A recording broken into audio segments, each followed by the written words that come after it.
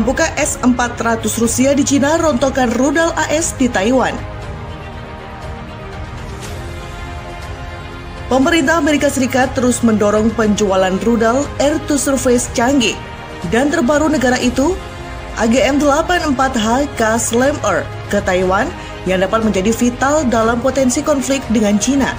Sementara itu, Beijing akan menggunakan sistem pertahanan udara S-400 Triumph Rusia yang terkenal kejam untuk mempertahankan wilayahnya. Namun, apakah S-400 akan mampu melindungi Cina dari serangan besar-besaran yang melibatkan rudal baru AS buatan Boeing?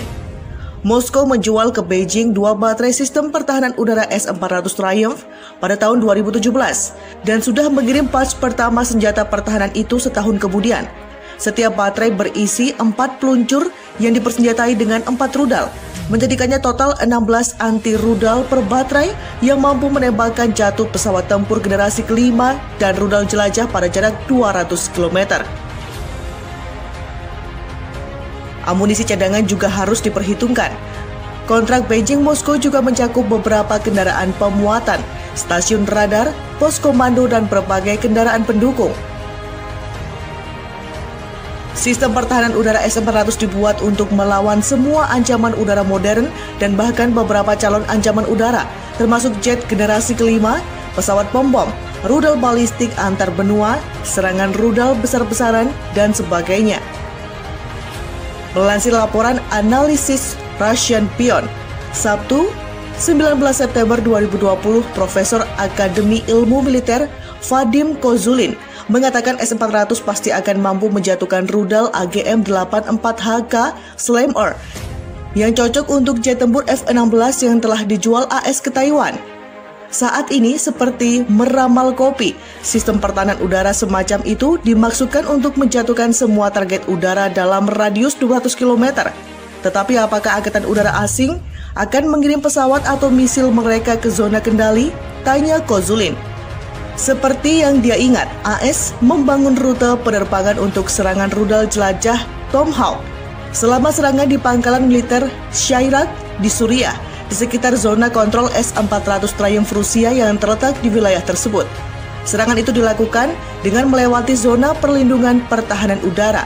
Jika tidak, hingga 95% proyektil bernilai jutaan dolar mereka akan jatuh, kata profesor tersebut.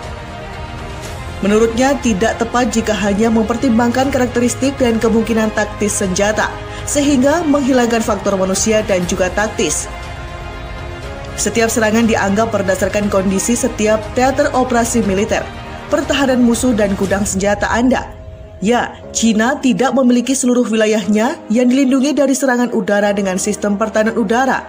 Tetapi Angkatan Udara Taiwan juga tidak memiliki kemungkinan untuk menyerang dari segala arah, imbuh Kozulin. Rusia jengkel pesawat pembom dan pengintai AS hilir mudik dekat Crimea.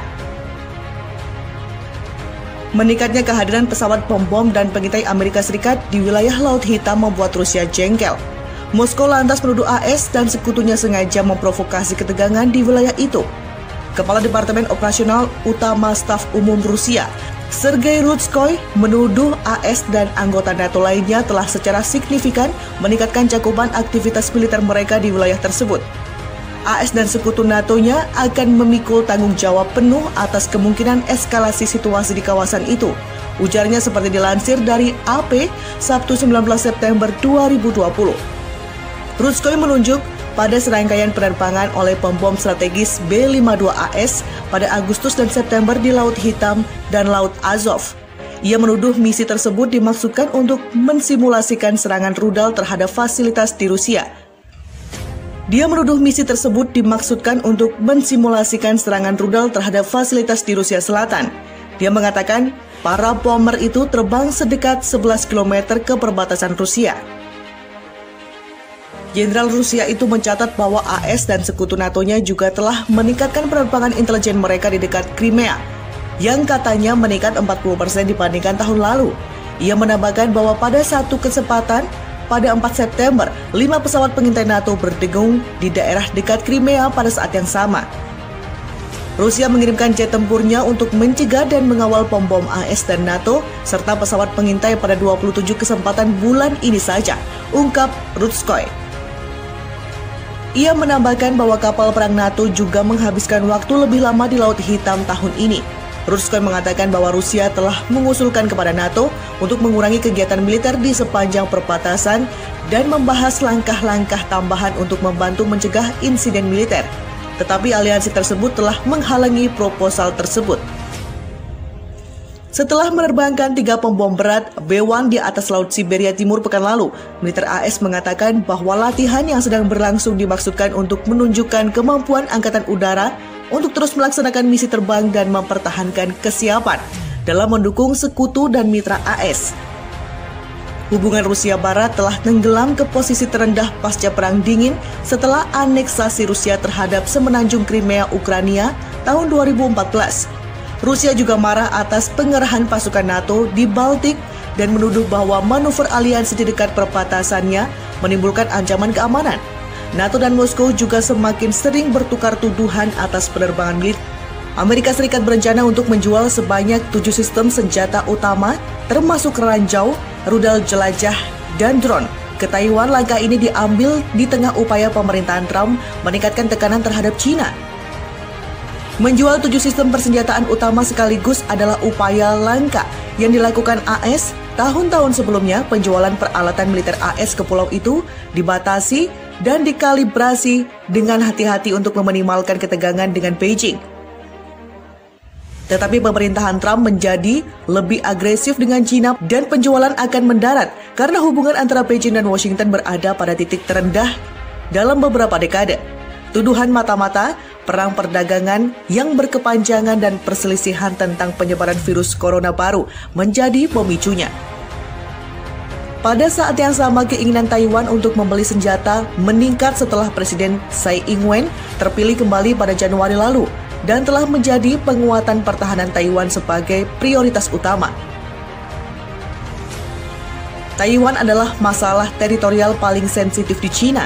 Beijing mengatakan itu adalah provinsi China dan mengecam dukungan pemerintahan Trump untuk pulau itu. Washington sangat ingin menciptakan penyeimbang militer terhadap pasukan China, membangun upaya yang dikenal di Pentagon sebagai benteng Taiwan, karena militer Beijing membuat langkah yang semakin agresif di wilayah tersebut. 3 sumber yang mengetahui hal tersebut mengatakan paket senjata dari Lockheed Martin Co., Boeing, dan General Atomics sedang bergerak menuju proses ekspor. Dan pemberitahuan kepada Kongres diharapkan akan diberikan dalam beberapa minggu. Satu sumber industri mengatakan Presiden Donald Trump dijadwalkan akan diberi pengarahan tentang roket minggu ini. Satu sumber industri mengatakan Presiden Donald Trump dijadwalkan akan diberi pengarahan tentang paket minggu ini oleh Menteri Luar Negeri Mike Pompeo. Beberapa kesepakatan telah diminta oleh Taiwan lebih dari setahun yang lalu, tetapi baru sekarang sedang diproses melalui proses persetujuan. Tidak ada keseimbangan hari ini. Ini tidak seimbang, dan saya pikir itu berbahaya, kata seorang pejabat senior AS mengutip ketegasan China di Selat Taiwan seperti dikutip dari Reuters Rabu 16 September 2020. Gedung Putih di bawah Trump telah melakukan upaya untuk mengekspor senjata ke sekutu AS, mencoba untuk meningkatkan pertahanan mereka, mengurangi ketergantungan pada pasukan AS sambil meningkatkan perusahaan dan pekerjaan AS. Faktor-faktor lain termasuk anggaran pertahanan Taiwan yang lebih besar dan munculnya ketakutan di Taiwan bahwa jika Trump kalah, Biden tidak akan bersedia menjual senjata paling canggih AS kepada mereka. Ketertarikan Taiwan pada senjata dan peralatan AS bukanlah hal baru. Pulau itu memperkuat pertahanannya dalam menghadapi apa yang dilihatnya sebagai tindakan yang semakin mengancam oleh Beijing, seperti latihan Angkatan Udara dan Angkatan Laut Cina di dekat Taiwan. Pejabat senior AS mengatakan peningkatan pengeluaran pertahanan Taiwan adalah langkah yang baik, tetapi harus berbuat lebih banyak. Taiwan terus terang perlu berbuat lebih banyak untuk memastikan bahwa mereka memiliki kemampuan untuk mencegah agresi China, kata